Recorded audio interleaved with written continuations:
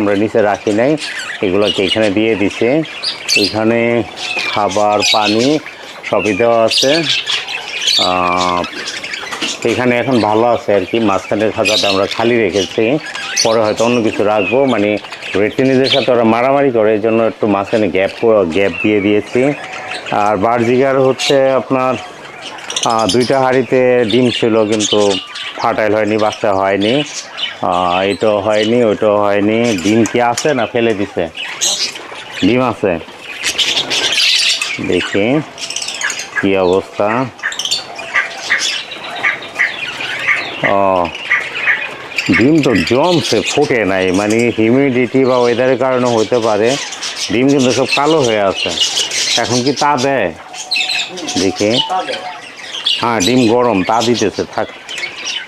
তা দিচ্ছে, দেখা যাক আর কি ফোটে কিনা। লাভবার্ডসের যে আমার প্রথম ব্যাচের যে বাচ্চাগুলো ছিল সেগুলো অনেকগুলো ম্যাচিউরড হয়ে গেছে, এগুলো দেখতেছি এখন পেয়ার হয়ে গেছে কয়েকটার সাথে। আশা করি এরা আগস্ট সেপ্টেম্বরে, এখন চাচ্ছি না আর কি, সেপ্টেম্বর আবার ব্রিডিং সিজনের জন্য আর আবার ঘরে বেবি যখন